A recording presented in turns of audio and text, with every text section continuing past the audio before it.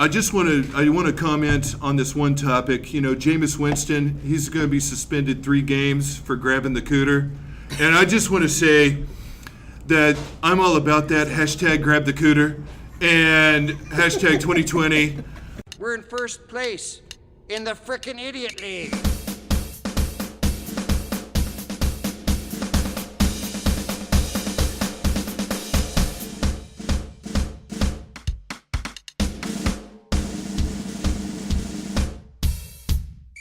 Two Idiots Talk Sports.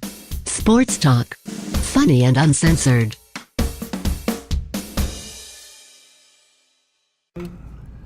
All right, welcome back to the Two Idiots Show, Two Idiots Talk Sports, also known every time as Tits. We are just some tits coming at you live from On the Border Studios here in Oklahoma City. I've got myself Chance to Fuego and Drunk Tim, and then of course with us, special guest Blair Smith is here with us today. We've got a power-packed show. We're going to be talking some NBA. We're going to be talking NFL. If you listened to us last week, you know we're giving our NFC predictions. We've got Blair Smith is giving the BS report today. We have got ourselves an awesome, awesome show to give you today. So I cannot wait. Guys, how was your week? Really boring. I just stayed really drunk throughout the week and looked at a lot of porn. But, you know, I noticed that, like, after I get to a certain amount of drunkage, it's like, you know, it's no good. I can't do anything with that. So I end up being, like, I give myself a rash. Now, did you go standard porn, or did you try to go, like, obscure? Well, I tried to do a little mix of both. You know, I do some of the hardcore stuff with the Dirty Sanchez's and the Eiffel Towers and things like that. Right. But, yeah. Right. Nothing with, like, really large, apparatuses going into. Okay. Nothing like that. Or no, like, weird fetishes like, you know, fucking fat bitches or anything. Oh, good. Like Well, that. it sounds like you're starting to kind of wean yourself off of the weird. Yes. That's very good to hear. Good. I want to tackle a little bit more about this rash. When you've given yourself a rash, do you have to switch from KY to calamine? Or just spit on your hand. Okay. You know, do it Brokeback Mountain style. So that's the home remedy. Is that like the old wives' tale way of the old wives' tales? Is that the way that they do? Like, I don't know if they have remedy. I know they got remedies for a lot of things. I don't know if they have delved into that yet. Maybe it's like a secret book. Well, this is now. When you say old wives' tales, is that vernacular or is that his new fetish? That could be. It probably is now. Now that it's out in the air, it probably is. Old wives' tales. Like, let's see some Eleanor Roosevelt hiking their skirt up. Like, man, look it up. Eleanor Roosevelt. I know. Nude. I know. There it is. You'll find it. So, something I didn't know until I was at work one day, and some weird guy came up to me, which happens a lot, but he asked me if there is any masturbating lube to recommend. No way. He did not ask you that. He did. And so I went over to the family planning section of the store, which has our, like, morning after pills and everything. So it's like the family unplanning, because it also has the contraceptives and all that stuff. Anyway, so I go over there, and shit you not, we sell a masturbating lotion, or masturbating lube. You gotta specialize. You know, I mean, lotion's just not good enough, I guess. So you gotta specialize. So what, like, can you not just get regular sex lube and, like, use that and that works, or? I don't know. I mean, I'm not bold enough to, like, go pick that up and go to the register with that. Yeah. Be like, this is for a friend. This is gonna sound fake, but this is news to me. I've never heard of anything of this. I know there's probably people, oh yeah, sure, buddy, but no, I've never heard of you can go a specific special. And it says literally masturbating lubricant, and it talks about how safe it is. Like, and I was like, how safe it is? What is this, like, heavy metal masturbating? Like, you're just everywhere, and, like, you ram your head into a lamp, and, like, is it have like to go to the hospital. Screamo? Like, just Screamo, like, you know, I really hate myself kind of masturbating. Pantera like, masturbation. Yeah. All right. So we'll transition Lubricant 2. We're going to talk some NBA with Kawhi Leonard. He's smooth, right? Just like the lubricant. He went to the Toronto Raptors, of course. We talked about this last week. But something came out early in the week. The Jordan brand, the Jumpman, they've basically cut their ties off with Kawhi Leonard. And so has this whole offseason been just a complete wreck for Kawhi Leonard? Well, he's out of San Antonio. Yeah. Yeah, I would have to agree. I would look more at San Antonio than Kawhi. Well, I don't know. I mean, Kawhi's losing out on the money here. I mean, I know he's getting his, 30 mil or whatever he's getting up in Toronto, of course. He's getting in this, a little bit of money. But the money's always in the endorsements. We know that. So you lose ties to this. You wonder if somebody else is going to bring him on. And you just kind of wonder. Perhaps Adidas has a snowshoe? Perhaps. A snowshoe? Right.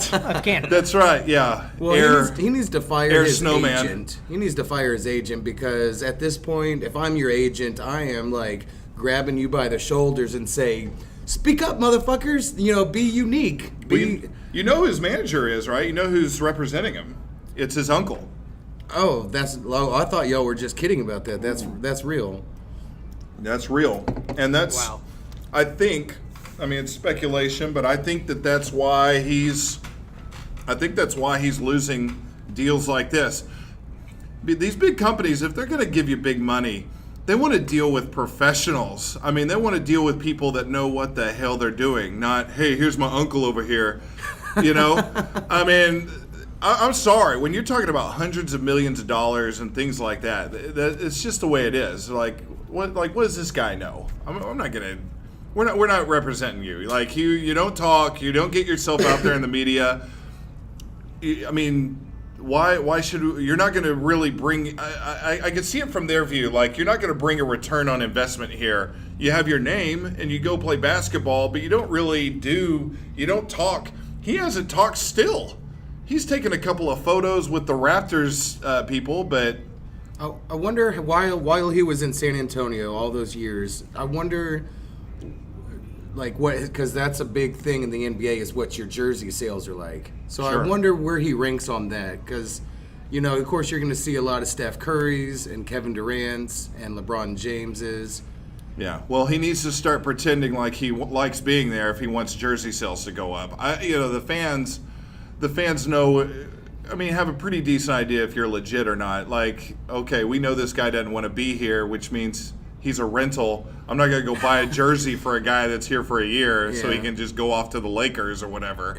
I wouldn't buy his jersey if I was in Toronto right now. Drake will probably buy them all up anyways. So that's all he wears now is Kawhi Leonard jerseys. Without any Michael Jordan shoes. That's right. Maybe he can be sponsored by Puma or something, British Knights or something. Yeah, I don't know, one of those and one products. And one, yeah. And I get the free throw. Like that's just the funniest thing. Yeah, and one, like the everyday person. Yeah, you fouled me, and I get the shot. So anyway, that's just my own weird thought process.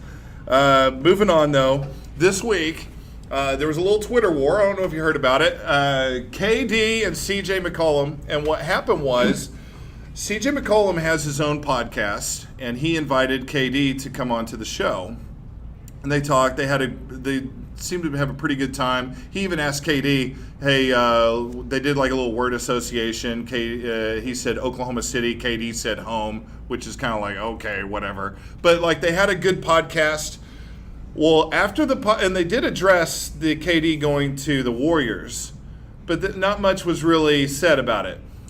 After the podcast, I believe it was a day later, CJ McCollum gets on Twitter and calls basically the KD move to the Warriors, basically that he was weak. It was soft was the word he used, and he compared it to like you're in a gang and you get beat up by this other gang, so you decide I'm going to leave this gang and I'm going to go over and join this gang. So he basically attributes it to that. Well, of course, KD's offended, what the hell, man? He comes back and is like, what the hell? You had me on your podcast and now you're talking shit. And, you know, obviously I'm a Thunder fan. I'll just put it out there. I think KD, I actually have to side with KD on this. This is kind of weak shit. Like, you have KD there at your podcast. That's the moment you've got to man up. If you really do have a problem with him going to the Warriors, I'm sorry. You face to face, I feel like that's when you take it up with him. Be a man, yeah. Yeah. Don't do this chicken shit like, is he gone? Is he gone? Okay, I'm getting on Twitter. Right. I mean, we agree that KD going to the Warriors at that time was weak, you know. Oh, yeah, and but what gotta he did to us. Everybody's got to move on with their lives, you know. So it's even weird that he's still bringing it up. But if you are going to bring it up, and I know it gets a little nerve-wracking, the guy's just sitting right there, but like, if you really have an issue with it, you bring it up there in the podcast. That's the way I look at it. Yeah, especially if you're wanting to get more listeners and stuff like that. Yeah, say some hardcore shit, and then you'll probably get some more listeners. Hash it out right there and then, you know. I mean, you call him soft, but really what you just did on Twitter is now soft. Yeah. So, I don't know. CJ McCollum. And then, of course, once they're interviewed by the media, they're like, oh, no, we don't have a beef with each other. So they just kind of back off that a little bit. So that seems to me like, even though I'm upset with KD for what he did, I would have to say that's a win for KD taking the high road. Because if anything, yeah, KD should have the problem. Yeah, although I will say this about KD, man. If anybody follows all the stuff that's said about him or all that, I mean, and really gets too involved in it, it's KD, man. I mean, not that he would listen to our podcast, but I'm surprised he hasn't tweeted anything about what we've said about him so far. Like, he seems to like catch all of it, everything that's said, and he's just got, I'm going to come back with this. It's like, dude, you don't even have to. You just keep winning finals MVPs and pissing us all off, and you're going to do all you need to do. So are you trying to say that KD is like the Donald Trump of the NBA? He really is. He really is. Yeah, he hears it all. He responds to all of it, and it's crazy. He should be above that. Like, we're just like we sit there and go, why is our president tweeting, like basically having these Twitter wars with all these people? It's the same with KD. I mean, he's not the president of the United States, but he is a major athlete, major celebrity. Major athlete? I mean, he's above all that, man. At least Donald Trump does it all in one account. Yeah. That's true. Very true. Good burn. You know, talking about burner accounts. So, these burner Twitter accounts. It's ridiculous. It's an addiction.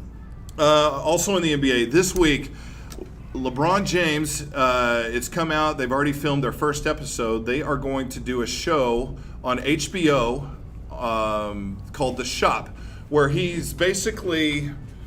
He has some other stars in the room. He's got some athletes, such. He's got like Jon Stewart. He's got Odell Beckham Jr. Just some people like that, and they just kind of all talk. And it's not quite an interview, but kind of an interview. And LeBron is more open, and he basically is just kind of genuine. And I feel like this is like a power move by the players. We're not going to really talk to the media. We're going to create our own media environment where we can put out what we want to put out. Where we're in control. And it's kind of interesting. The excerpt I saw, kind of a trailer for it, is LeBron's talking about this moment where he's watching his son play AAU basketball, and he's trash-talking this parent for another team, and it turns out it's a mom. And he feels bad about it because his own mother is sitting next to him, and he says he apologizes to his mom for acting that way because he gets caught up in the moment for his son playing basketball, you know, just like a typical like parent really being into their kids, you know, soccer game or basketball game. But how old is his son? His son just turned 14. He was 13, Now he's 14. But LeBron, he's just kind of, it looks kind of loose. It looks like a good show. It's going to be like a 30-minute. They're going to do 30-minute episodes. It's inside this barber shop there in L.A. But yeah, it looks like it's just kind of this controlled media. Like, we're going to say what we want to say. We're not going to get these tough questions. We're not going to Basically, we're not going to have. This is something I see coming. I feel like journalism is a dying thing. Well, yeah. I feel like journalism is a dying thing. When you have athletes that begin to take over and like, we're going to tell you what we want you to hear. I mean, you're losing journalistic power at that point, because now people are watching shows like this, and I'll watch, I'll YouTube it or whatever. It'll be interesting, but at the same time, that you kind of see the writing on the wall. This is only the beginning. You see and it's really the NBA athletes that are like at the forefront, really trying to take the power.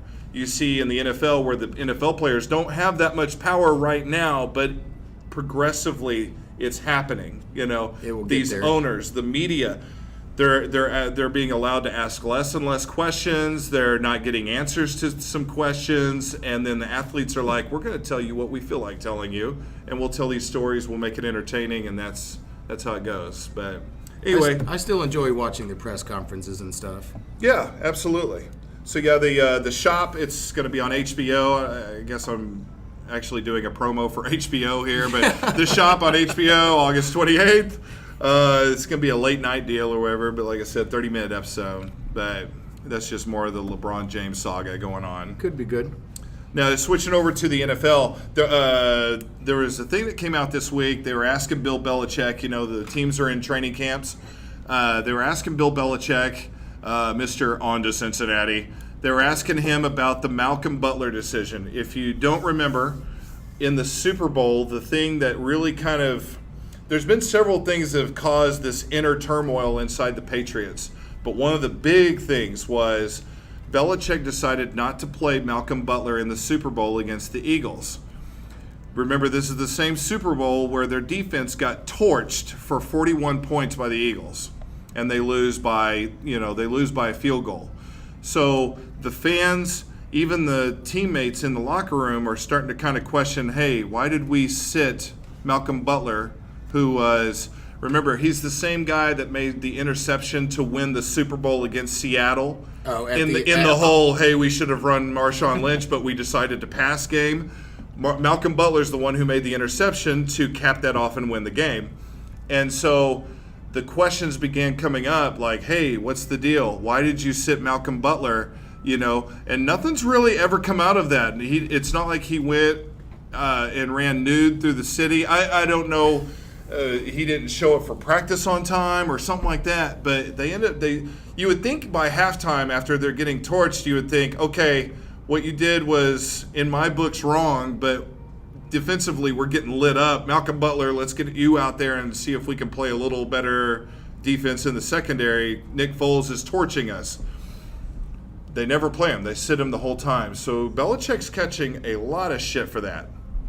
So he gets asked this week, because now it's been this time for training camp since the Super Bowl, and he refuses, of course, the typical Belichick, refuses to answer any questions. Hey, I'm thinking about this year. I'm thinking about this training camp. We're going to try to win. I'm thinking about now. I'm not looking in the past. I'm not looking to 2002 or 2001, 2008. He literally goes through all these years. Do you think Belichick should have to answer for do you feel like he should answer for this Malcolm Butler decision? Yes. Well, especially for the fans of Foxborough. I mean, that was probably I don't know about a for sure thing because Foles was on it, but I mean, yeah, for sure, for the fans in Massachusetts, they really want to know. And there's tons of fans of the Patriots all over the country, and I'm sure some over the world too. So yeah, for sure, for that purpose.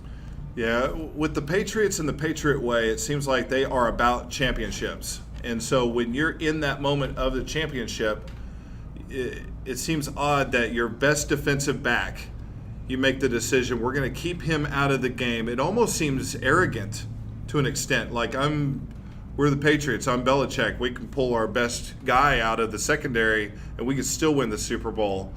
That's totally Belichick, though. But then they lose, and then it's like, well, now I'm still arrogant and I'm not going to answer the question.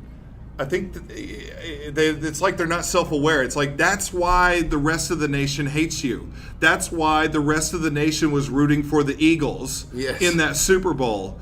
You know, there's like that meme, the demographic. They show the entire country, fans rooting for the Patriots, and it's like the little Massachusetts area, and then it's like colored, the people rooting for the Eagles. It's the rest of the entire country. It's not because they're Eagles fans. They beat my Vikings, and I still rooted for them. Right. And because I thought that was cool that, you know, the Patriots beat the Eagles with freaking Donovan McNabb, who I really liked. They beat them by, I think, a touchdown. It was a close Super Bowl. So I think it's kind of cool the Eagles get to beat them by one score as well. Yeah. So that went on this week. Also this week, Des Bryant comes out of the woodworks. Always some Cowboy stuff. It seems like going on, right? Always. So the Cowboys, the details are a little weird, but like this tweet comes out, or from this interview with Stephen Jones about they're basically hoping for a better year, that Dak Prescott, that he can move forward and improve that last year. And the tweet stopped when it came out. It said because Des Bryant was always in Dak Prescott's ear about getting the ball, right? And so they're looking to move forward without that being a distraction. So Des Bryant responds basically saying the Dallas Cowboys, it was crap, the play calling was shit, blah, blah, blah, like goes off, calls them traitors, goes even further, says Sean Lee's a snake, he got me sent away, and one of their offensive linemen too, I don't have the name in front of me. Is it the center from Wisconsin? Maybe. The guy? So, yeah, he's like a 5-year guy. But he's basically saying these players got me removed from the team, and Sean Lee calls him a snake, and just goes off on the Cowboys. Well, he was always a problem child, even in college. Well, the problem with the initial tweet that went out was Stephen Jones, although I think looking back, he could probably say, maybe I shouldn't have said that just because it causes stuff like this to arise. But he not only said that about Des Bryant, after that part of the tweet, he also mentions Jason Witten, that Jason Witten is always in Dak Prescott's ear. And he even goes on to say, great players always will want the ball. And you almost, as you read the whole thing, like you feel like Stephen Jones is not making a negative comment about those players. He's just saying, look, this is the difference, and now Dak's going to move forward, and we're going to try to improve. It's pretty bland statement. But when you cut off the Jason Witten part, and you only have the Des Bryant, well, of course he's sitting there thinking, man, they're throwing me as a scapegoat why they didn't lose. They lost because the play calling sucked and their organization sucks. He calls out Jerry Jones at one point, And after all Jerry did for him? Yeah. And so it's just like, oh my God, man. And you wonder why you can't get a job in the NFL. He's not, training camps have started and he doesn't have a job. You know where he should go. And he's not too old. He's not like Terrell Owens. He's still young. He's still in a prime. I mean, he could play, he wouldn't be the number one receiver somewhere, but he would still have a job somewhere easily. And go to Cincinnati. They love problem children over there. But he wants to go to a contender. Good luck. That ain't happening. Yeah. Like you just said, nobody wants to deal with that crybaby bullshit. Yeah. Well, Baltimore offered him a 3-year deal. He didn't want to take it. This was back right as he got released from the Cowboys, who, by the way, did not offer him a smaller deal. They just said bye. Yeah. But Baltimore offers him a deal, a 3-year deal, but he didn't want it because he wanted the 1-year deal so that he could prove himself and then get like the max receiver deal. And so now he's hearing crickets. Like nobody in the NFL.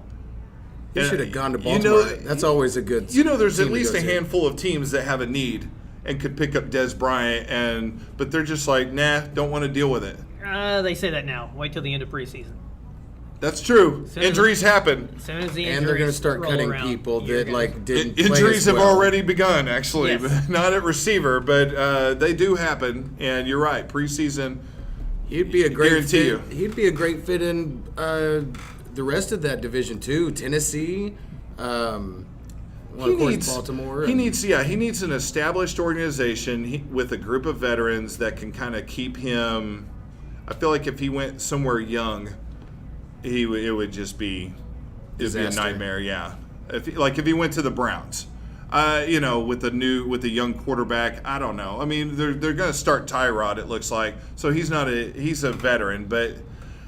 He would need to go somewhere where there's some veterans, it's a steady organization, and kind of keep him in check. The Raiders.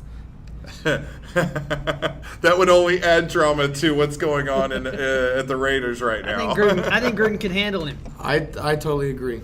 That would not be a bad fit. And he's got a Raider mentality. They've got some. He's not handling the Khalil Mack situation very well right now. Their number one defensive player, so. We'll see how that goes. He's holding out. That's why you add more offense. Yeah, that's why we need more offense right now. Our defense is really going to be whack. So, and I just used the word whack. Yeah, that's. Does anybody use the word whack anymore? No, not it's since okay. You. Yeah, not since the 80s. Yeah. No, we said that in the 90s. Did we say in the 90s? Yeah.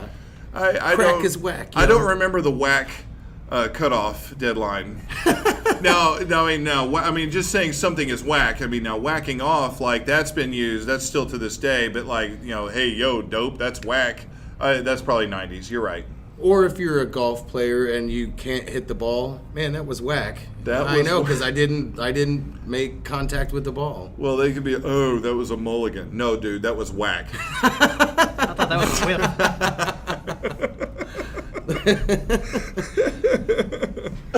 Oh my goodness.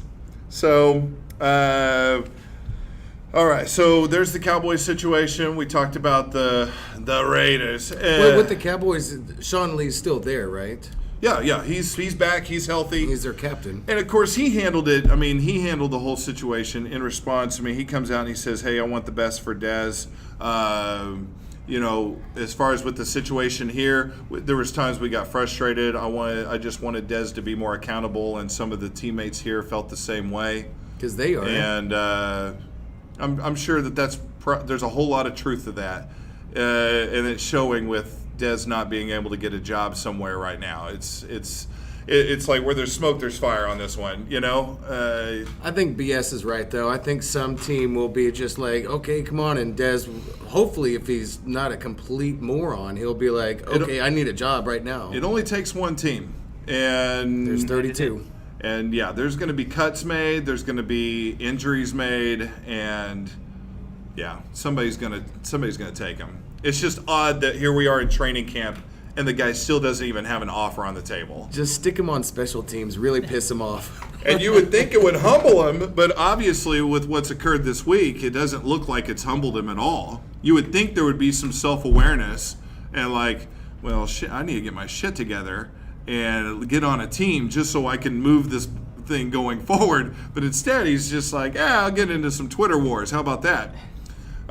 He didn't, I think he did do some of that crap with Tony Romo, but that shit stopped real quick because Tony Romo wasn't going to put up with it. And I'm pretty sure Jerry Jones talked to him and said, they had to hear it. They had to hear it on the sidelines. Yeah, they heard. Well, I remember him yelling at the coach. There's that small period of time where at the moment you could make an argument he was the best receiver in the game. And there's like a 2-year window. I mean, he was on like the cover of all these different magazines. I mean, he was the man. It was looking like this guy could be the number one receiver in the NFL for a while. But it turned out it's like, no, he's head case. He had the physical ability, but he wasn't. It turned out he wasn't the best receiver in football, and now he can't get a job anywhere. So, power to Dez Bryant, I guess. Power to somebody. Not right now. But not right now. He's not enjoying it. Now we got some more. I've got some more football and NFC news, but we'll go over that when we do our NFC predictions, which is going to happen today. And then right now we have got ourselves the BS report from our man Blair Smith himself. All right, we're going to work on this. Here we go. This is my BS report, and I am titling this "How John Harbaugh Stole My Filet of Fish." So here we go. It's 2008. We have a fundamental problem with sports. As Bryce Harper approaches the plate, he cringes as he watches the defensive shift to the right, an effective plan that has seen his batting average drop from .311 last year to .248 this year.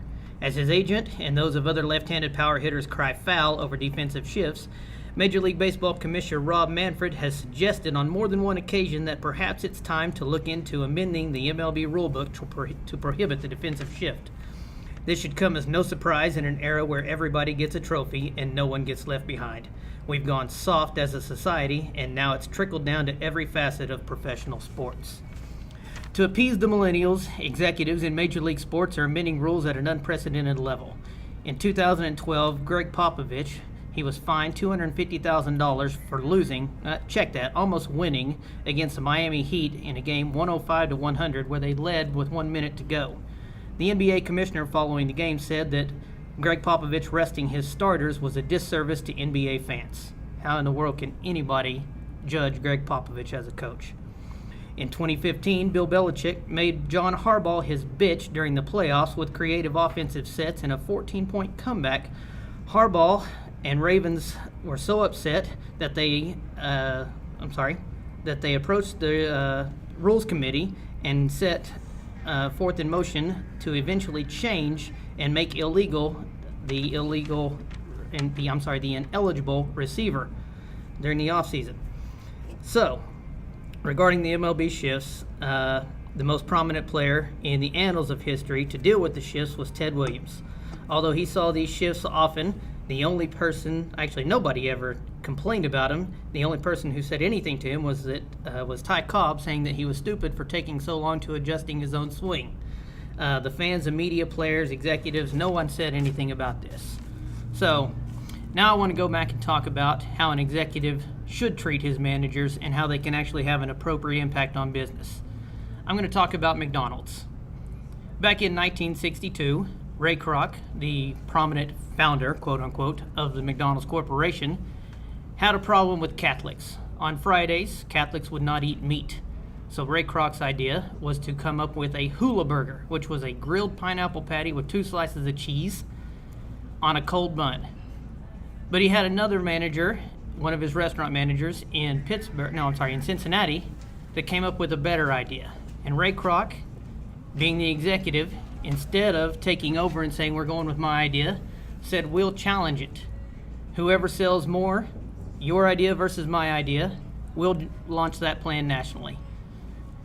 They did that on Good Friday, April 20th, 1962, and it was Ray Kroc's Hula Burger versus the Filet-O-Fish. The Filet-O-Fish won hands down. Now, they launched it nationally, but that opened up the door for other creative people within the company to put forth their own ideas. And because of that, and because Ray Kroc was forward-thinking, we come up with now the Big Mac and eventually the Egg McMuffin. Now, thanks to Ray Kroc and executives that are smart, I don't have to think about a world without the Big Mac, the Filet-O-Fish, and the Egg McMuffin. But thanks to guys like Jim Harbaugh, I do have to come up with a world, or I do have to envision a world without coaches that can rest their players in order to enhance their playoff potential. I have to think of a world where the illegal receiver or the ineligible receiver is banned, and possibly a world where the MLB defensive shift is banned. And that is BS. Nice. All right, nice. You know, the first thing I thought of is, you know why the Filet-O-Fish won, right? Because they launched it on 420. I mean... Interestingly enough, Ted Williams made his baseball debut on 420 of 1939. Oh, wow. Who's Ted Williams? I'm totally kidding. And that was the BS report. Very nice. Did you ever see that movie, The Founder? My Excellent God, movie. makes him look like a real a-hole. Oh, yeah. He was, yeah. Man, I remember watching that movie going, oh my God, you just leave feeling so sorry for the McDonald's brothers. Going, wow, they really, really got screwed. Didn't they get a cut of it or something? Well, because I know he bought the idea and everything from them. From what I They got remember. $1 million each in the end. That's it. That's it. Yeah, that's bullshit. And he cut them out of everything else. Everything. I mean, you want to talk about capitalism at its finest. I'm a then. capitalist, but I mean, good God, man, I just feel bad. I'm sorry, that just, yeah, it was cutthroat. It was awful. And not to mention, how good was everybody in that movie? Really good. I watched that movie, and obviously you're kind of in awe about how Michael Keaton is in that movie, but I didn't even realize I was watching Nick Offerman as one of the McDonald's brothers. Oh, yeah. Yes. Man, he's fantastic. Oh, yeah. He is Nick good. Offerman's really, really good. I'm still Yeah. pissed that Michael Keaton hasn't won an Oscar. He totally deserved it for Birdman. He was expecting to get it for Birdman. Yeah, I you could saw- tell. You could He tell was he was gonna put Put his disappointed. notes away. Yeah, he was going to pull his acceptance He was speech. disappointed about the Birdman snub. But then So- Leo got the one for Revenant, which I liked it. I mean, it had my boy Tom Hardy in it, and I love Leo and everything. But I mean, what's the eating bear. Gilbert Grape? The Bear did a good job. The in that bear movie. was fantastic. Yeah. I think they call him like Smokey or Grizzly. I don't know. Only you can prevent forest fires. Only you can prevent me from attacking Leo DiCaprio. Which is a lot of pressure. But yeah, like what's eating Gilbert Grape? Easily, hands down, should have won the Oscar. But yeah, Michael Keaton is so versatile of an actor. Talking about, you know, one of the many comedians that can actually do straight. He was creepy as hell on that. What was it, Pacific Heights, where he was the tenant to Melanie yes. Griffith. Oh, and, yeah. and he just destroyed everything. But he was also really creepy on Who else was in that? the other guy that. The other guy with that the looks thing and like- the. I Yeah. know his face, Yes, but I I can- can't think of yep. it. No, Michael Keaton is one of the great ones for sure. Sometimes you just come up in a year where you're up against some really great, competitors. So yeah, it's tough. That's one of those. If he finishes his career without an Oscar, it would be kind of a shame. But he's a really, really good actor. Anyway. See, we talk about sometimes things other than sports. It's good. Pop culture. We know keeps other us- stuff. Yeah, Keeps us in the know of what's going on around us in this world. that's right. We did have some research done last night. Our producer, Kenneth, he went to a concert last night just to keep up with pop culture. Oh, Lordy, it's one of the ones I wanted to go to, I think. Was it? It's the Niles Horan concert? The Damn guy it. from One Direction? You got to go see that? Yeah. So, there you go. That way Is that really the one he went and saw? Yeah, it is. Yeah, he went, so they I've got they two went. daughters, dude. Did he tell you what makes you beautiful? Or no? But he did show off his slow hands. So I'm going to leave it at that.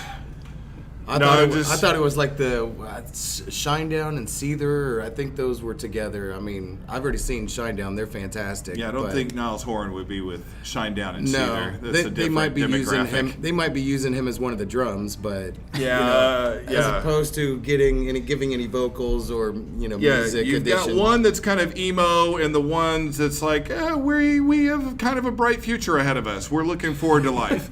So it's kind of a different concert, Yeah, you Harry just kind of keep Styles. razor blades out of the other one with Seether and stuff. Those are some awesome African Americans. Seether.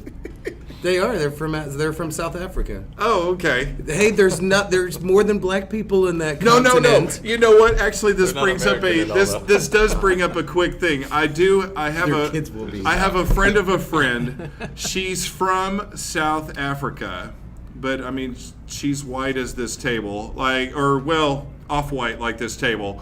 But she's from South Africa. She tried to go to school here. She tried to get an African American scholarship and was denied.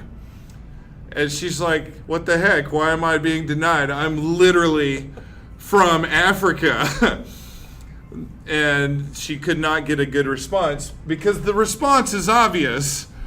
It's like, well, You have to be black. but she's literally like she was born in Africa.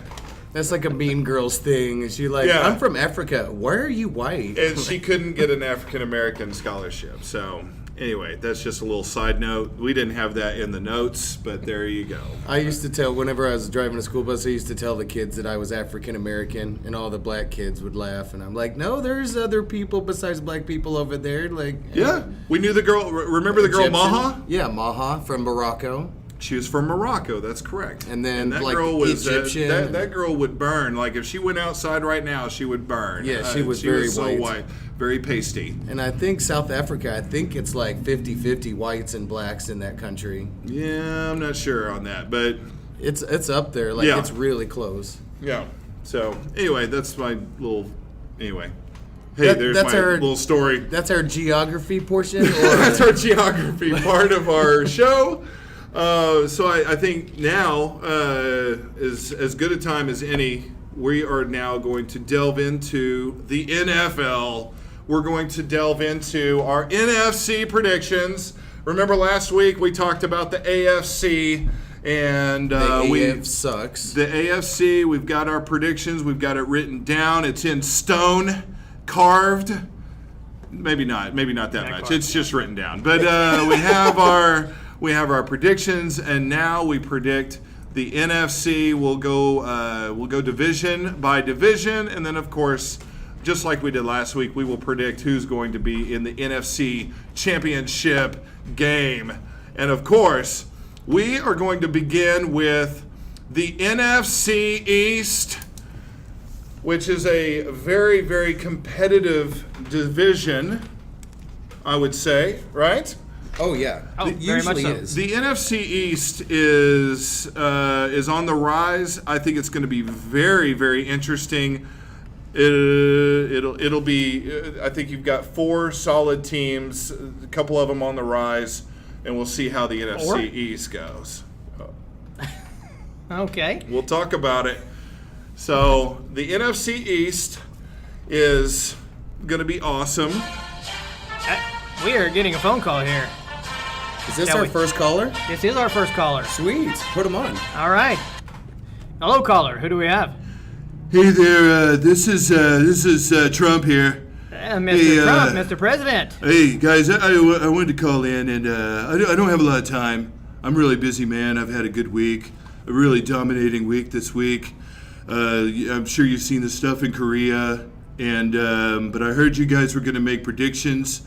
I listened to your predictions last week. They all suck. Well, thank you. I'm going to give mine this week before you do because, well, I'm the president.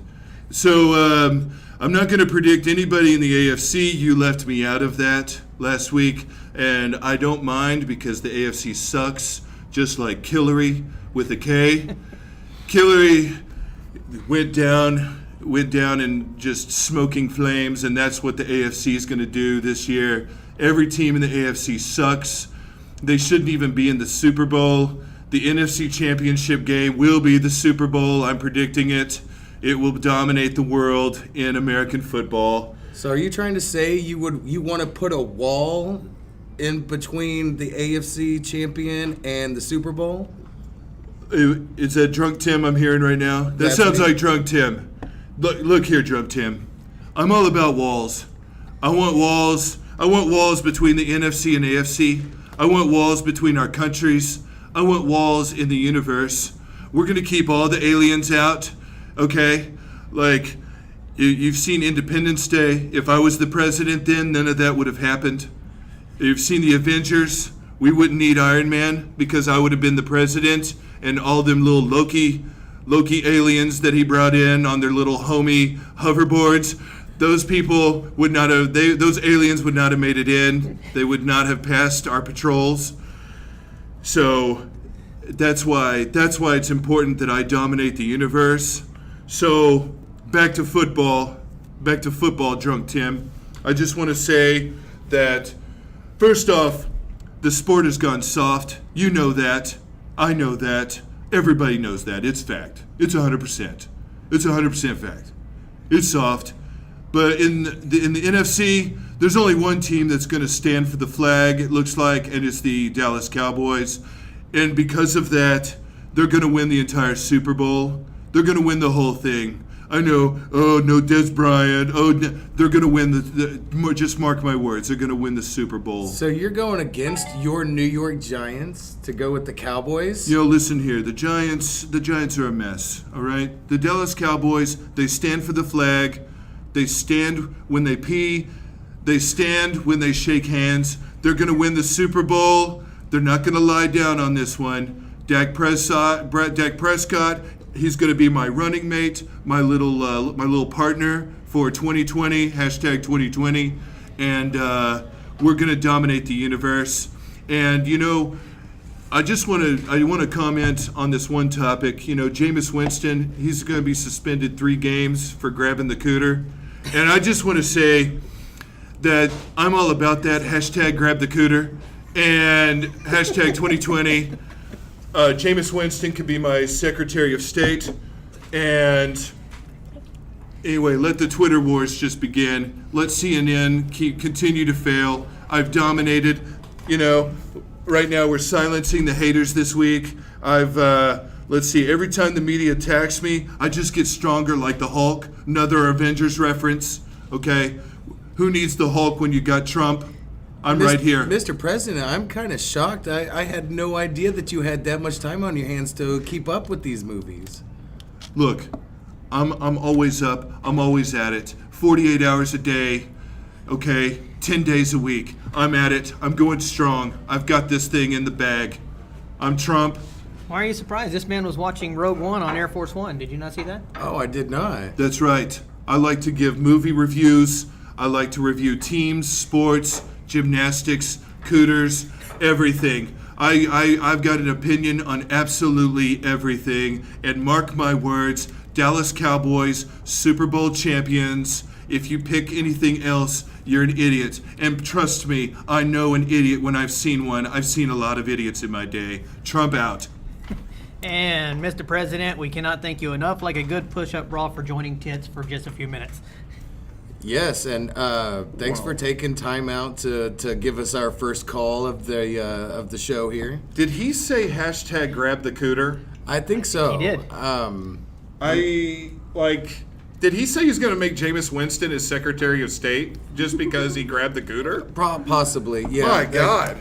I don't think he has... Does he just say stuff to be offensive? Or it's just like he's opening his mouth and stuff's flying out. It's so weird. But we do appreciate the president calling and having some interaction on our show. That's amazing. Well, we like never word know. vomit.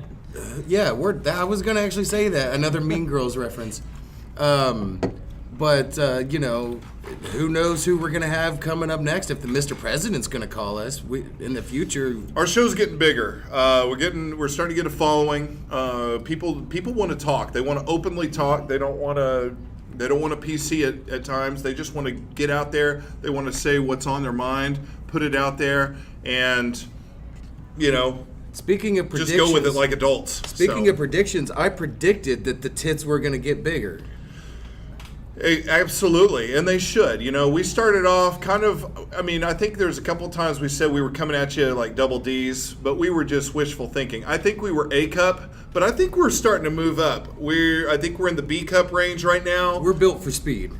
And I don't think we can even stop at double D's. I think we can go G. I think we can go the ceiling. I mean, the universe is the ceiling except for the wall. We would have to get past that wall that Trump was talking about in the universe. That's going to be difficult. It is. I don't know what it's going to be made of, but it hopefully needs to be ozone. Well, yeah, I don't know. I don't know if it'll be styrofoam. Styrofoam won't hold up. No. You should put a wall in the hole in our ozone layer, though. Like that would be a good start.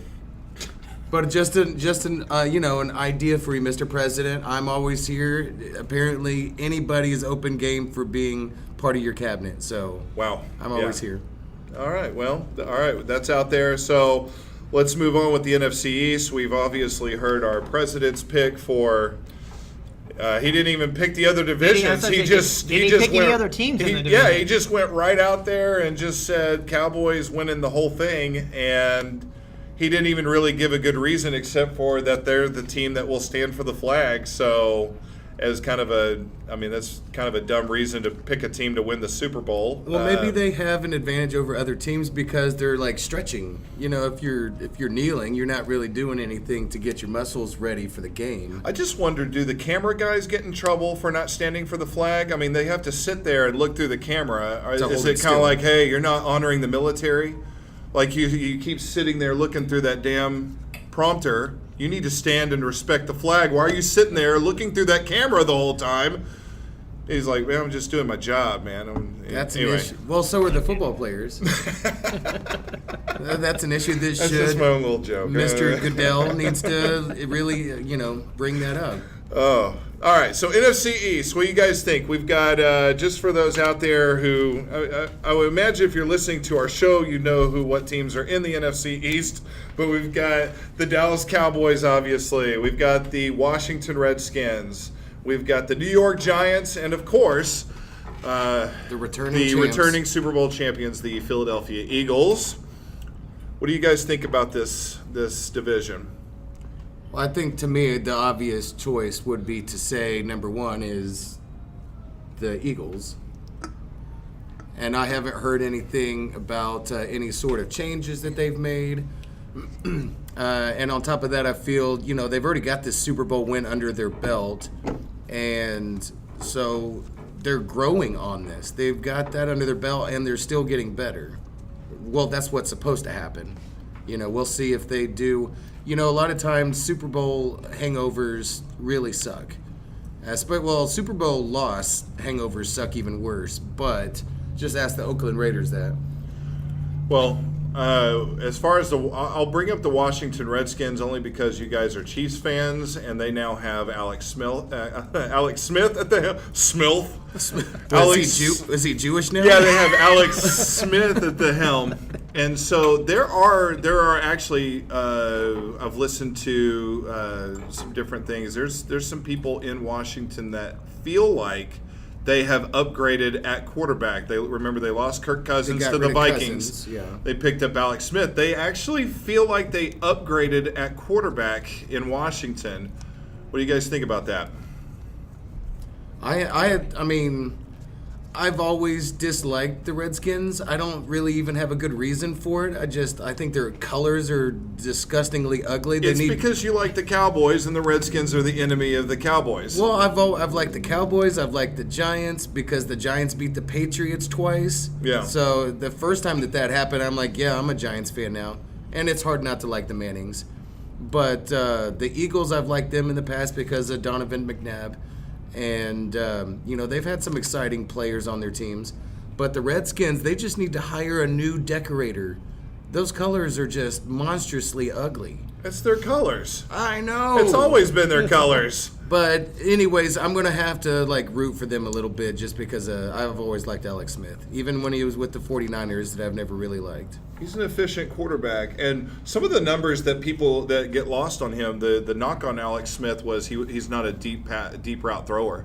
His numbers last year, he was actually in the top 3 in quarterbacks on deep route passes and efficiency, which is kind of odd for someone that has that notoriety. Like, he only throws the short pass. The West Coast offense is what he's used to. I don't, as far as weapons, I don't feel like they still have a lot of weapons in Washington. So, well, you certainly won't have a deep threat like Tyreek Hill.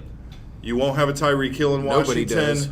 Defensively, they're still kind of iffy. I mean, they're on the rise. I feel like they'll be a little bit better, but the Redskins, to me, still are not in a tough division like that. I don't feel like are going to come through and make too much noise. They're not going to make the playoffs. Yeah, I don't see them. I don't have them in the playoffs. I do have them second in the division behind the Eagles. I think they'll come up above the Cowboys and the Giants. Really? Yeah. Wow. Okay. That's a bold pick. Well, I mean, you look at the Cowboys. I mean, the losses in Hall of Des Famer. Bryant and Jason Witten, Yeah. I think is going to cripple them. I feel like Their this defense wasn't good enough to begin with. I feel like for the That's a good Cowboys, point. this is kind of a make or break season. Like, this is the last year for Dak's rookie contract, and so then the Cowboys are going to be forced to pay. And right now, they don't have like you said, they've lost 2 real big threats to throw to. It sounds like there's going to be a whole lot of Ezekiel Elliott and like the Switzer kid. the little slot guy. I don't know what offensively they're going to do. Like, they've got a lot of young. They're one of the youngest teams in the entire league. They only have like 3 guys that's above the age of 25. And I mean, so they've really gone through the draft a lot and relied on the draft. I just don't know what that means for this year. It could mean that they could improve. It could mean that they're going to have some guys that step up that we haven't heard of before. See, they were 9-7 last year, right? Yeah, but they're going to have Dak Prescott's going to have some pressure on him, and it feels like even more since he doesn't have the weapons to go to. Right. Yeah. I mean, offensively this year, you're the Jaguars without the receivers. Yeah. Very true. To me, does either one of you know if the Redskins even run a West Coast offense? Because this is really all Alex Smith knows. And I know he can throw the deep ball because I remember the first game of that one season, they went into Foxborough and beat the tar out of the Patriots. Yeah, I'm not sure who the coordinator is. Of course, Gruden's the coach. For the Redskins? John's brother. Jay Gruden. Oh, Jay Gruden. That's right. And I can't remember his offensive philosophy. He was the OC at Cincinnati. I kind of remember But they them could probably throwing the ball adjust deep. it. A lot of times teams will adjust their offense to the quarterback. Well, if they know what they're doing. Well, yeah, if it's a A veteran lot of quarterback.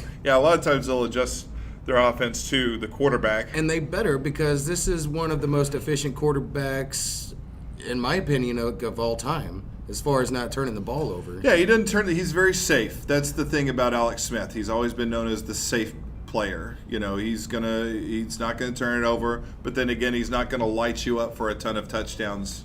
That's been the story for him. So He can, but it's few and far between. yeah.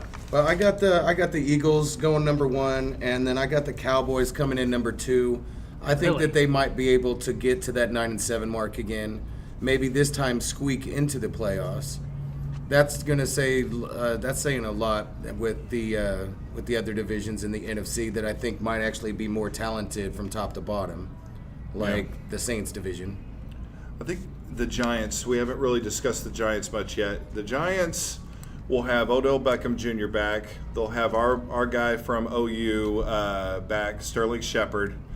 They're going to have, they just drafted Saquon Barkley out of Penn State for the backfield. Oh. You've got Eli That's a good Manning pick. coming Ooh, back. that's a damn However good you pickup. feel about that. I mean, even Giants fans are like, don't bring up, Eli Manning's coming. Some love him. There's like a love-hate in even New York for Eli Manning. I believe Eli and both Eli and Odell Beckham are in contract years, correct? That is correct.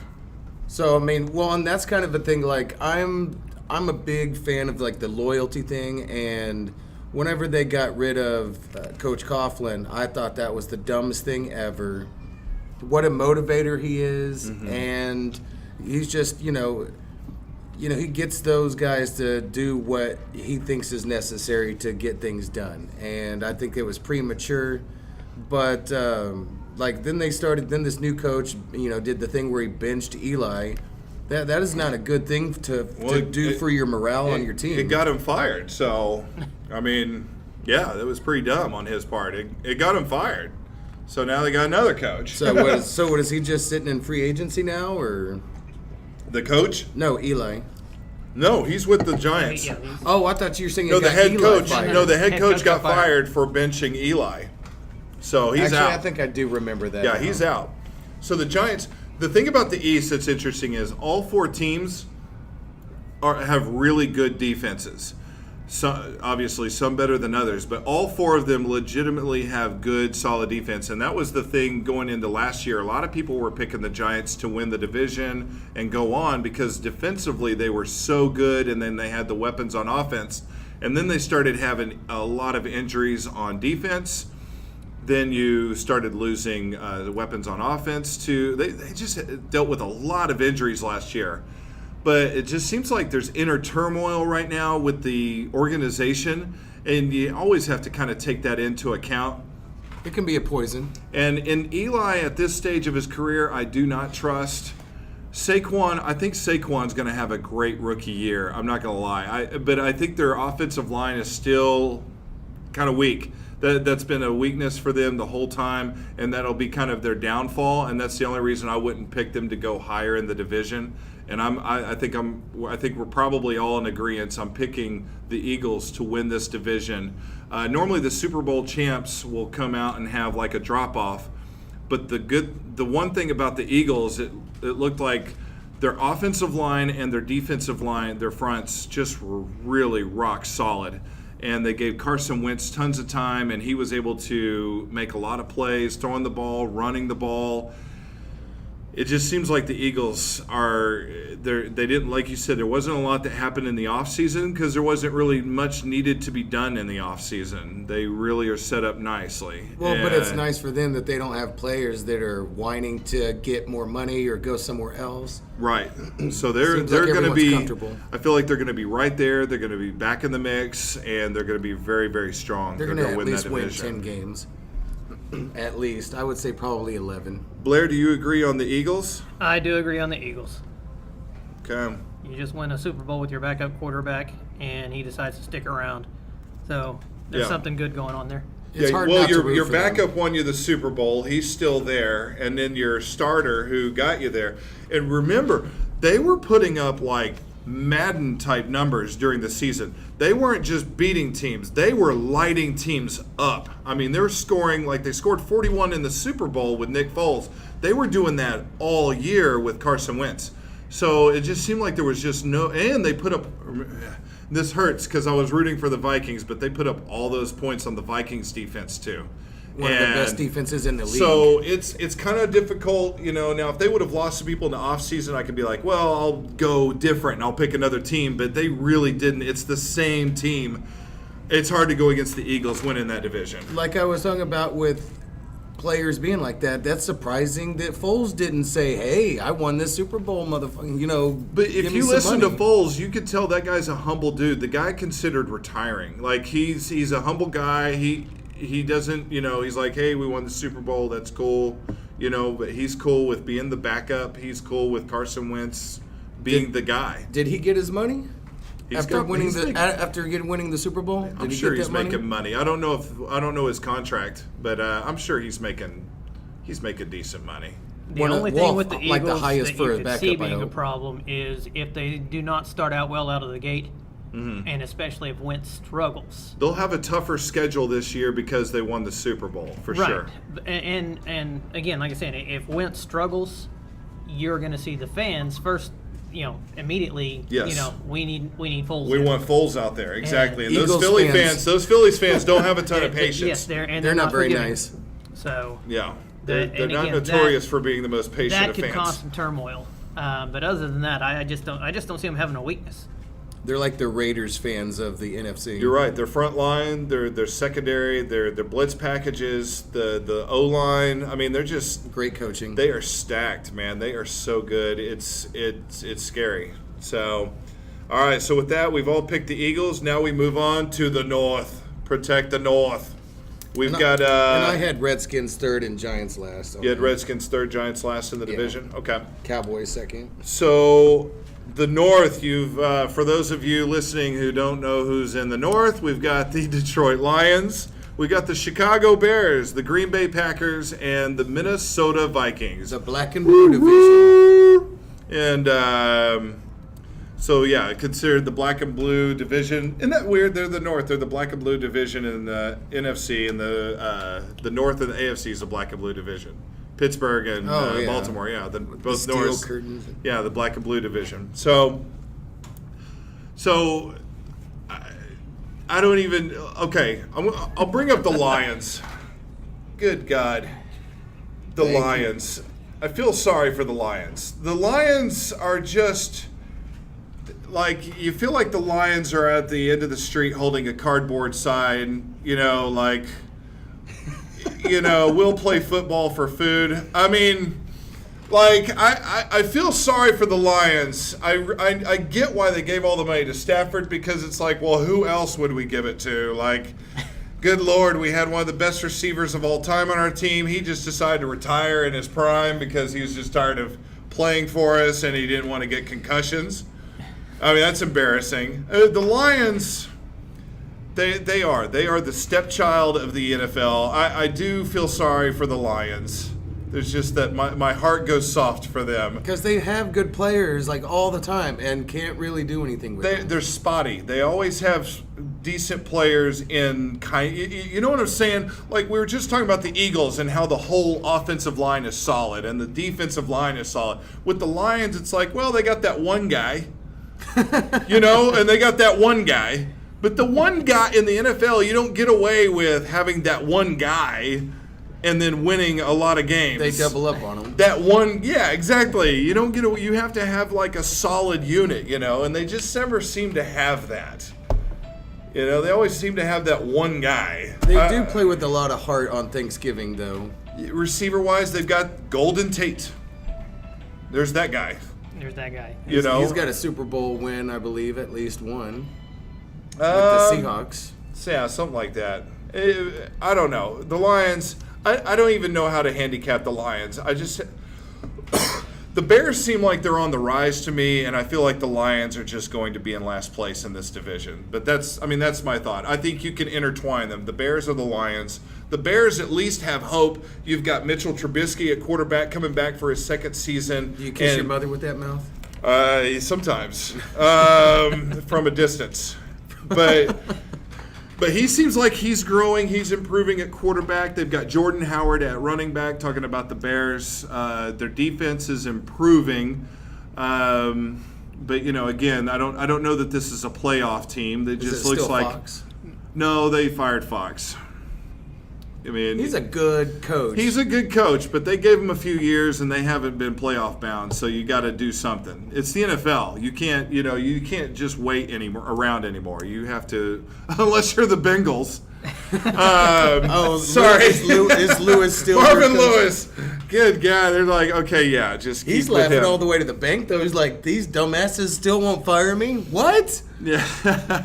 So the biggest practical joke in the NFL. So I feel like the Bears will improve. I don't know what that looks like. It doesn't mean I'm predicting them to go to the playoffs, but the Bears I feel like will be better for whatever that's worth. Yeah, that's not saying much. And so the North is really going to come down to me. It seems like it's going to come down to the Vikings and the Packers, who have a healthy Aaron Rodgers now. I happened to be at the Vikings game last year where Aaron Rodgers got knocked out for the season. And collarbone, right? And that jacked up my fantasy team for the rest of the year, by the way. So I was not happy, even though I was there rooting for the Vikings just because when in Rome. But, I'm sitting there going, good God, you just hurt my fantasy quarterback. But nonetheless, Rodgers is back. So I feel like that's the division right there. Vikings, Packers. What do you guys think about that? With Rodgers back, I am picking the Pack. Obviously, Vikings second. I've got them flip-flop, though. I do have the Lions over the Bears in the division. Okay. I think, first-year head coach, he was the Chiefs offensive coordinator last year. But I was not terribly impressed with the Chiefs offense given the tools they had. Yes. I think their offense underperformed, and I don't think they have near the tools in Chicago. Agreed. I agree with that. I have everything the exact same way he did. Yep. So you think the Packers will win the division? Packers will win the division. Vikings will be, those are going to be some really good games, again, watching the Pack and the Vikes go at it. And then, of course, the Lions, they win 4 games, and the Bears win 2, maybe 3. All right. Well, I'm going to go against. For the North, I understand the value of Aaron Rodgers, and it seems to speak to his greatness. Remember, last year they're running a running back who was a wide receiver. It seemed like they didn't have a real running back. It's been running back by committee in Green Bay. Defensively, they have not been great.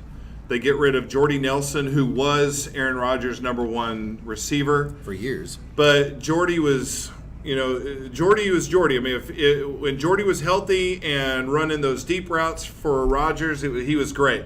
But he would just time after time keep getting hurt. So I understand that was a business decision for them to get rid of him.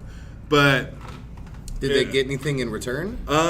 They've got I mean, they've got what's his face, Jimmy Graham as tight end, who's a great receiving tight end. So that's gonna help. They've still got they've still got Randall Cobb. They've still got some good receivers. They've got guys. He's still got weapons. And he's Aaron Rodgers. He's kind of like Brady. You know, it's not like you have to have your Randy Mosses of the world to light up a defense when you have that great of a quarterback. Did somebody say Des Bryant? That wouldn't be a bad idea. I mean, if he wouldn't destroy the locker room, that would actually. I mean, seriously. I mean, a guy like that could and dismantle it. And the first moment Des tries to get into Aaron Rodgers' ear, you think Aaron Rodgers is going to put up with that? No. That might actually make some sense. And he Aaron can't Rodgers. get into any trouble because what's there to do in Green Bay? There's nothing. There's just Packers football in Green Bay. Exactly. That is it. So, but Cheese. and there's cheese, but Supposedly the best cheese in the country. I know California would probably argue a little bit. I'm not a huge believer in Kirk Cousins. Oh, I thought you were going to say a specific type of cheese. Yeah, he's not necessarily Gouda cheese. Gouda's the best. I would say he's more like Swiss. There are some holes in his game. But Nice. with that said, I do believe Kirk Cousins is an improvement to Case Keenum at quarterback. And it better be. They gave him a 3-year, $84 million contract. He better be better than Case Keenum. That's almost $30 million. And so the pressure is now on. I think the pressure is on the Vikings to win not only this division, but to get to the Super Bowl. That's the expectations right now. And apparently you found a love. So, please bring the drugs to 1024 South. Drunk Tim's on the phone right now. And there we go. No, I'm just kidding. Kirk Cousins, I feel like has got. I think he's got upside. He can throw the deep ball. I feel like he can. I feel like the offense can kind of open up. That was the big problem with Case Keenum, and you saw it when they did lose to the Eagles in the playoffs. That defense was able to, and I still to this day don't know why the Vikings didn't do this to the Eagles and Nick Foles. But the Eagles were able to play up on him and play the short game on Case Keenum, basically daring him to throw deep on him, and they were just killing him, lighting him up. He had nowhere to go.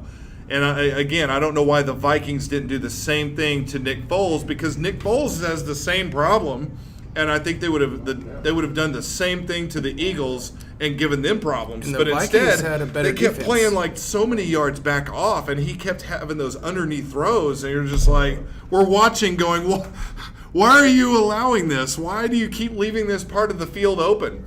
But And they have a better defense than the Eagles did on that game too. I would say they're both pretty. They're pretty stout. They're both stout. There are no weaknesses.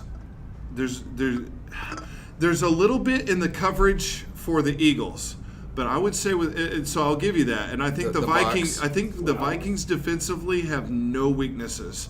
Their front seven is absolutely dominant. Their linebackers are some of the best linebacker core as a group anyway in the NFL, and their secondary, I mean, they are with Xavier Rhodes, I mean, one of the best cover corners in the entire league. Their defense is stout. If they can remain that way and, of course, remain healthy, that's always the underlying foundation. If the team stays healthy when we make these predictions. flip a coin.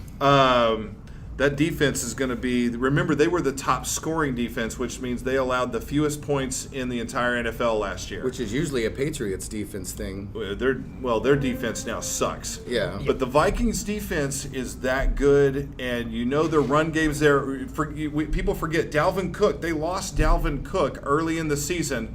He was a rookie last year from Florida State. He was already putting up a ton of yards. He's one of those hybrid backs that was great at both running the ball and receiving. But then he, of course, he hurts his knee, destroys his knee in I believe the third game of the season. He's out. So they have to kind of go running back by committee. They go with Latavius Murray and Jerick McKinnon, who's now at the 49ers. But now you've got Dalvin Cook back. Latavius Murray's his backup. They've still got weapons to throw to, and now Kirk Cousins is your quarterback. And so now there's no excuses for the Vikings. But the main point you said is that you say Kirk Cousins is a step up from Case Keenum. Yes. I think you might be right. Case Keenum's been a career backup guy. I mean, now he's going to start for the Broncos, but the Broncos have nobody. So because of how he did with the Vikings last year, Cousins has actually proven himself, and he's actually put up yards and touchdowns. He's also put up interceptions. So we'll see how it goes. But this is the year for the Vikings where they have no excuses. If they lose, it's on them. Here's sort of my Vikes. There you go. I mean, it's on them. If they lose, it's no fault but their own. And so I'm going to choose the Vikings to win the NFC North. If the Packers had more defensively, I would have picked them because of Aaron Rodgers. But I don't think they have a good run game. I think their defense is kind of shoddy. Got to pick the Vikes for the North. All right. Well, I don't think you'll get too much of an argument from BS or I. So all right. It's going to be a lot of fun to watch that division. Watch them beat the shit out of the Lions and Bears. Now we move on to probably, I'm going to argue that this is the most competitive, the best division in all of football this year, and that is the NFC South. You have the Atlanta Falcons. You have the New Orleans Saints. You've got the Carolina Panthers. You just said 3 future Hall of Famers right there. Yeah. And the Tampa Bay Buccaneers. They would kind of bring down the division a bit, but they're too busy grabbing Cooters. They're grabbing Cooters and taking names. We're only doing that for 3 weeks. So let's start off. Let's start off with you guys. Let's talk about whatever team you want to start off with first. Go ahead, Drunk Tim. Well, I mean, it's so hard to predict this one. Obviously, I'm gonna excuse me. I'm gonna have Tampa Bay at the bottom, and there is no telling between the rest of the 3 teams who I think could win. My gut instinct says that the Saints are going to win because I have that weird feeling going on, and I believe in Drew Brees. He's a really good guy. His wife is fantastic. They do all kinds of charity work. I even met his brother. He was a customer of mine at Hertz at the airport, and he was just as nice and stand-up as he was. But like we were just talking about, when it comes to injuries, there's no telling if, Drew Brees, I don't know if he's ever gone. Has he ever gotten injured? Well, the reason he ended up in New Orleans was the shoulder injury he suffered in San Diego, which forced Phillip Rivers into action. So, which they didn't really feel too bad about that because Phillip Rivers might end up being a Hall of Famer maybe way after. Oh Drew no, Brees. I think he's a Hall of Fame quarterback. He's just on the wrong team all the time. Well, they've had some success there. Yeah, ish. But yeah, I'd like to see the Who Dat do some damage. As far as it goes with the other 2 only interesting teams in this division, I'll let you take it from there. I am a little different than you. I've got the Falcons coming out of that division with the victory. Just for me, it's just been, I don't know. I like them. They're a little flashy. I like Matt Ryan as a quarterback. Drew Brees is kind of getting up there, and Sean Payton's system is just kind of. I haven't been impressed with as impressed with it over the last couple of years as I have been in the past. So I've actually got them 3rd in the division with the Panthers coming up 2nd, and I think it's going to be extremely close between the Falcons and Panthers. Well, you're talking about flashy quarterbacks. Matt Ryan, Cam Newton, they are some of the most fun to watch in the NFL right now. They definitely are. Okay, so you say, you're taking the Falcons I've got number Falcons, 1. Panthers, and I think it's going to be close between those 2, maybe 1-2 game separation. And then I do think the Saints and, of course, the Bucks.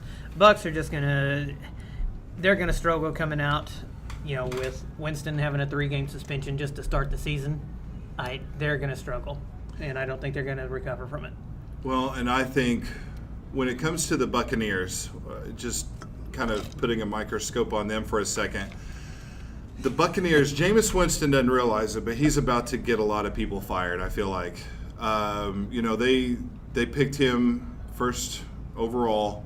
Anytime you make decisions like that and it turns into this hot mess, is what we'll call it, people start getting fired for making that kind of a decision. And I think this will only play out horribly for them. You have the 3-game suspension like you talked about, and there's really not a lot of weapons. I mean, you've got Mike Evans on the outside, fantastic receiver. Texas A&M, right? But his talents are getting kind of wasted right now with Nobody Jameis's inability to throw the. I mean, he hasn't shown.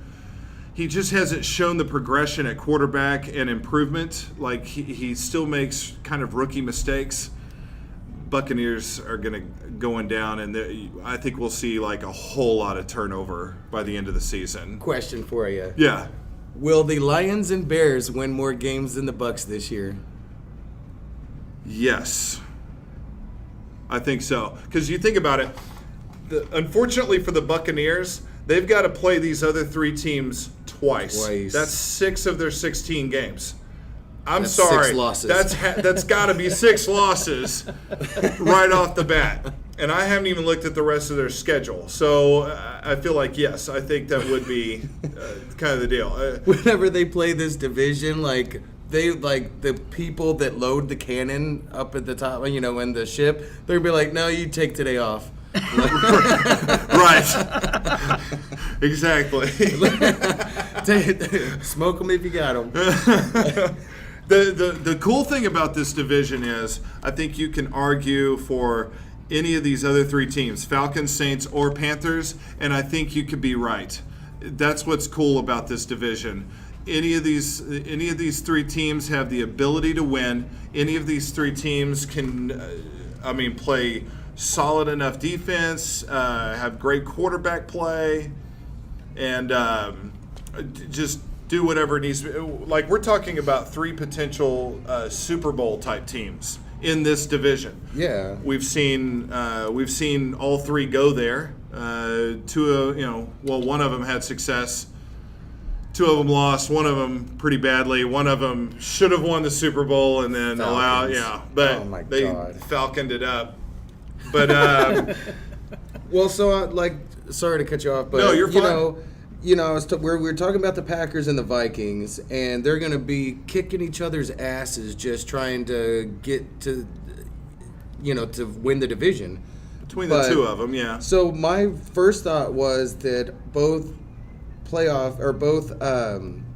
wild cards are going to come out of the NFC South, but maybe the Vikings kick one of them out.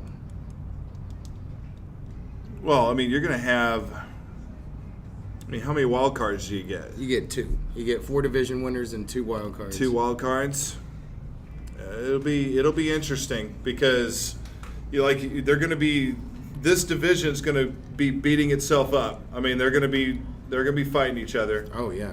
The obvious 2 wins will be against the Buccaneers, and then then they got to play each other, and then the rest of their schedule. So I think my prediction. I think the Panthers are. I feel like the Panthers are good defensively. I feel like they have all the weapons that Cam Newton needs, and I feel like that there shouldn't be a whole lot of excuses for Cam Newton.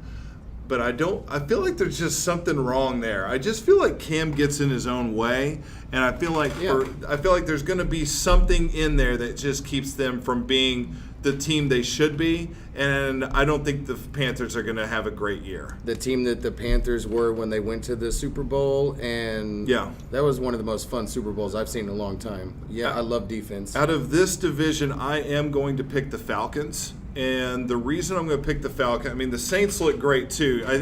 I think it's a coin toss. The Saints honestly only lost to the Vikings because of the miracle in Minneapolis play, which we saw. That was great. And still makes me cry every time I see that. When it's played to the Titanic theme or the Celine Dion is so. That was awesome. It's hilarious. But the Falcons, people forget the Falcons were a play away from defeating the eventual Super Bowl champions, the Eagles, in the very playoffs.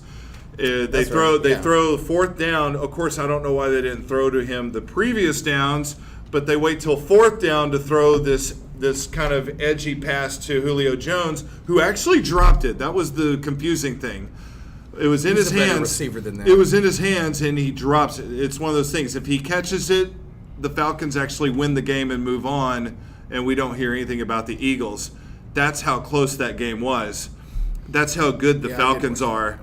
The Falcons to me are the best team in this division and could do. It's funny. It's like they could go as far as they want to go, but you also get that feeling like they're going to screw it up at the last second because that seems to be their play. They're choke artists.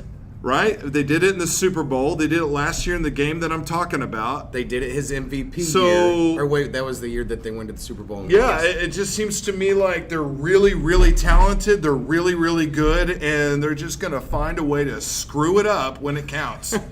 Because Dan Quinn's a hell of a coach for them. Remember, he was the defensive coordinator for the Seahawks when they were winning all the. I mean, when they had the Legion of Boom. Legion of Boom.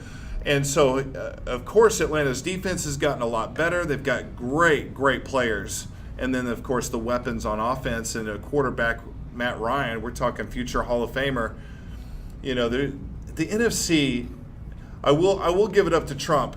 The NFC has a lot of great teams versus the AFC. This is kind of like the NBA's Western Conference versus Eastern Conference. The NFC is stacked. There's several of these teams we're talking about that could and should be Super Bowl winners, but somebody's got to win and somebody's got to lose. And There's gonna be teams that are really good that aren't gonna even go to the playoffs. yeah, whereas the AFC, it's kind of like, well, we got these two teams that play sucky divisions, and then we've got these other, Special Olympic teams.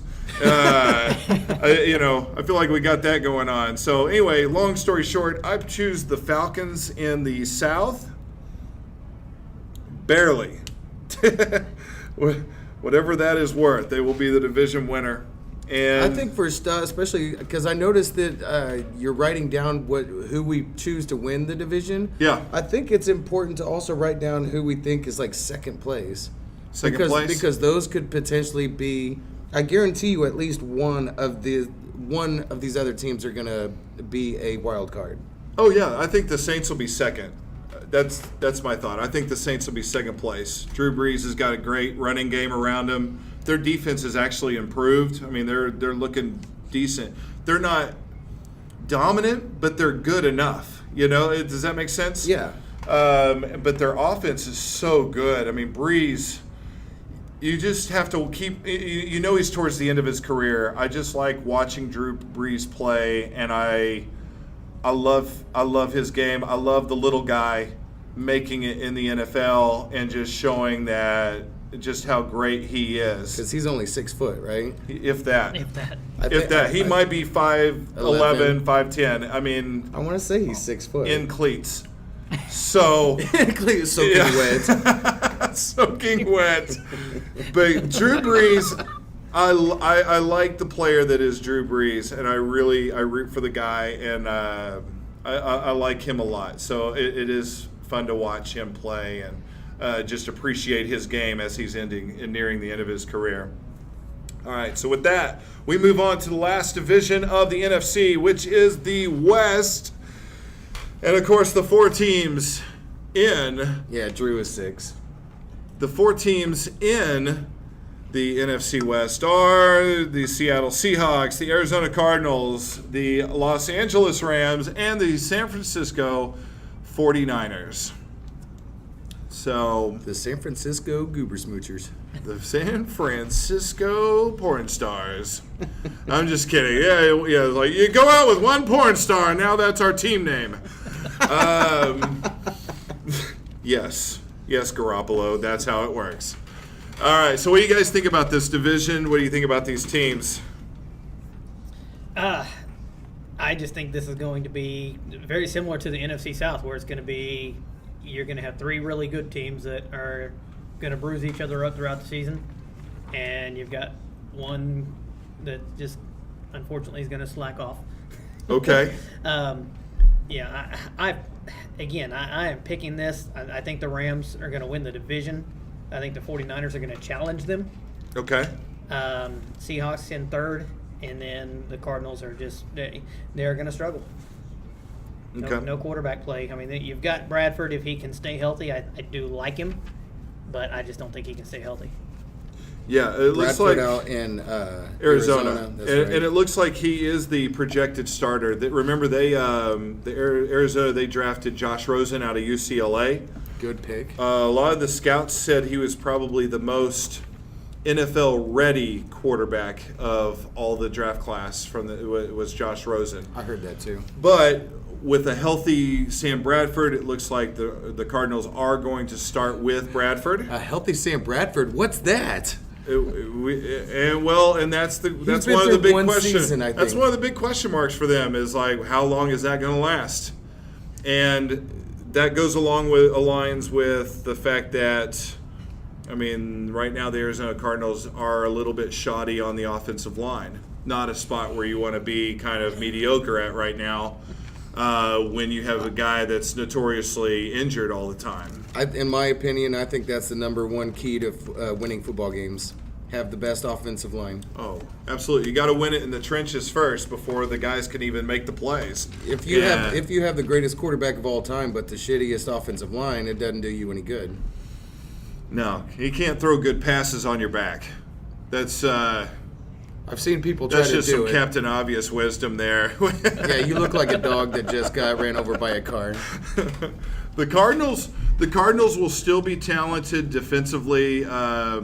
They did lose Tyrann Mathieu, but they've still got Patrick Patterson. They've still got a decent secondary. They were one of the better defenses. They got a decent pass rush. They've got David Johnson coming back from injury. Remember, he is the hybrid running back for them. A lot of very, very popular fantasy football pickup. Ran the ball and caught the ball for a lot of yards. But You had him 1 year, I believe. the year he went off, which was 2 years ago. But last year he got injured early, and so it was running back by committee, and so he's coming back healthy, so that at least gives them that. They still have Larry Patterson's Fitzgerald, who's going strong still, even in his later ages. He's still a very good receiver. Extremely talented. The problem is, Lots of who else are they going to throw to? And that's going to be a really big problem for the Cardinals. You feel like you've got David Johnson and Larry Fitzgerald, and that's about it, Well, weapon-wise. The opposing defense. Right. I think they'll throw to them a lot. So it's going to be difficult for the Cardinals. And then the Seahawks. The Seahawks I can't figure out. Now, there's a lot of turmoil with the Seahawks. They've lost a lot of defensive players from that Legion of Boom. So now they're kind of the Legion of Meow.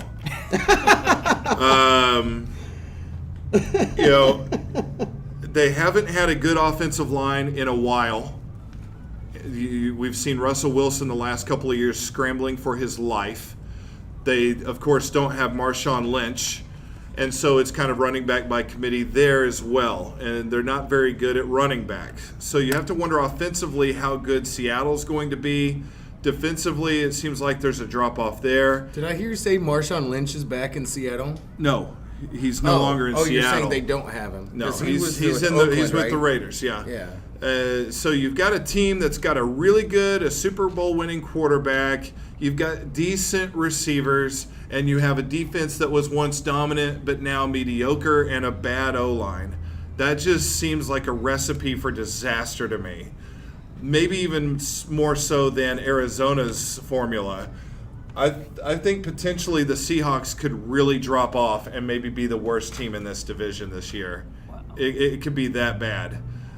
Because at least the Cardinals, if Bradford does get hurt, at least Rosen can come in and maybe do something with fresh legs, and they say he's NFL ready. I mean, we'll see. Eager to show himself. But if Russell Wilson gets hurt, there's no viable backup. There's no run game, and he's running for his life. I just don't see how I don't see success in that formula at all. And before, they could rely on their defense to kind of keep them in the games to make that work. But now you don't even have that going for you. I just feel like they could end up being the worst team in that division this year. And then you got the upstart 49ers. Although I feel the same way about the 49ers as far as the weapons. They really don't. Garoppolo doesn't have a ton of great guys to throw to. They're just young and a lot of no-name guys. But I mean, they've They picked up Jared McKinnon from the Vikings, so you got a guy that's fast. He's kind of an open field guy. And Garoppolo seems to have a great head on his shoulders and can make great decisions and good throws. So on the football field. Now, decisions in the porn star category or the female category, that's come into question some. He even said this is not week, much I know about. we talked about it last week. Remember, he got with the porn star, Kiara Mia. We also talked about it like an hour or so ago about how bad my memory is. Oh, that's a good point. He was caught on a date in L.A. with Kiara Mia, who's a porn star. And that's right. And then, it was on TMZ, and he's caught a little bit of grief for that. And then he came out this week, and he says, well, I guess I got to be a little bit more mindful of my, basically what I'm doing in my outside life. He wasn't used to being, cameras always being everywhere. on him. Right. So anyway, Well, I gotta say, I have to disagree with you, BS, because I think this is the weakest division in the NFC. And I think whoever wins this division, it's going to be because they probably beat the shit out of the rest of them. who you got winning this I didn't division? say it was a particularly strong division. I said the teams are going to beat each other up. Oh, well, you said that there was like 3 teams in there. Maybe I misheard you, but I think, to me, it's kind of a joke of a division. They're like they're almost like the AFC West of the NFC West. I don't know, it's just kind of like nothing special. I would compare more, if it were me, I would compare more to the NFC or the AFC East. I think you've got one team in this division that is going to be super dominant, and the other 3 teams are just going to be like in the rearview mirror. Easy wins. Yeah, I really feel that way. Who you have winning the division? I've got the Rams. You have the Rams. We are in agreement. I think the Rams have got Jared Goff at quarterback, who's only improving. They just paid Todd Gurley the biggest running back contract in history. In the history of the NFL or their organization? NFL. Todd Gurley just got a big max contract, and so he's golden. They brought in Ndamukong Suh. They brought in Aqib Talib from the Broncos, and they also brought in the guy from Kansas City on defense, onto an already very, very good defense in LA. The Rams defensively are going to be dominant, and they have weapons on offense. The Rams easily win this division and they're going to have something to say in the playoffs. I was going to ask just real quick, who do you guys got as your bye week or bye round? Well, yeah, bye week playoff guys in the NFC. Who gets number 1 and number 2? And who goes number 2? Never mind. Depends on their fiber and their diet. Fiber 1. Yeah. I'm going to say Falcons are going to be the number 1 seed in the NFC.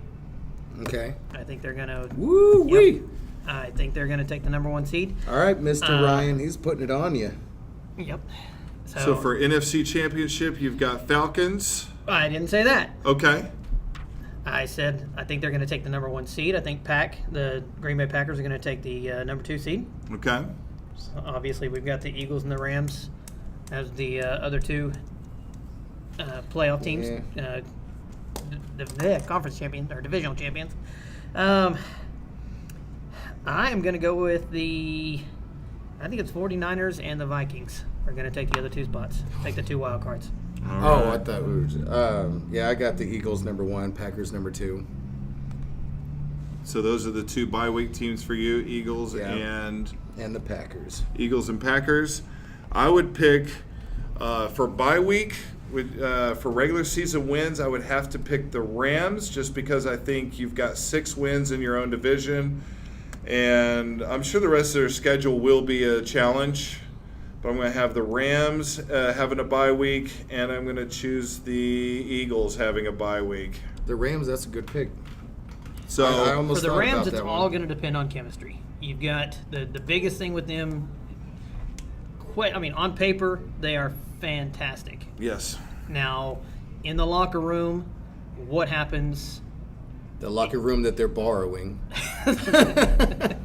What happens? I mean, you've put together this great team, these great prospects. I mean, they're not prospects; they are absolutely great players. But you're really kind of challenging yourself with players like Ndamukong Suh and Marcus Peters. Yes. Again, it's all going to be chemistry for them. I'm going to have to root for them. They sound like a fun team. They seem like my kind of team. They should be. They should be absolutely just a blast to watch. Even though they snagged my Marcus Peters. Yeah. So who do we got in the NFC Championship game? I'm going to say Eagles and Rams. You've got Eagles and the Rams. Okay. Whoa, golly, I'm going to go. It's not an easy conference to pick. Well, we didn't really talk too much about it because we just it's going to be, what, we say Patriots and Steelers for AFC? For the most part, I said Steelers and Jacksonville. Steelers and Jags, I think the Patriots are going down this year. Okay, I'd be happy with that. Yeah, right. I think we all would. And I will go Eagles and Falcons. You're going Eagles, Falcons? The Birds versus the Birds. Man. That would be fun. All right. And then I tend to agree with the Rams and the dysfunction. I think they'll win a lot of games, and then they'll lose in the playoffs just like they did last year. It seemed like they were kind of fool's gold. When they faced a really tough team in tough playoff time, they went down. And I'm going to repick an Eagles-Vikings NFC Championship game. That's going to be That'll be fun too. my pick. So we all have the Eagles in the NFC Championship game. Get some Vikings redemption going on there. That's right. That's what I'm hoping to see. But there's a lot of good teams. This could be a totally different NFC Championship game. Well, and you never know, especially when it comes to sports. You may have some referee make a really stupid call, like ask Des Bryant. That never happens. But, stuff like that, just one little call can change the entire way that the game ends. A lot of these games are one play changes everything. Just like the Julio Jones missed catch, the decision not to run Marshawn Lynch in the end zone and it's intercepted. He would have fumbled. There's so many. You could go back in history and find so many little plays like that changes the course of a game. I mean, that's really how close these things come to. The Vikings and that's what's fun to watch about the NFL. The Vikings missing a 37-yard field goal from a guy who didn't miss a field goal all year. Anderson, yeah. No, he didn't miss a field goal all year. He was 30 for 30 or something like that. That's right. Well, that is our NFC breakdown. Those are our picks. They're set in stone. We could look amazingly genius at the end of the season or look like complete idiots when it's all said and done. But this has been, I feel like, a great show. Thanks to Blair Smith for the BS report.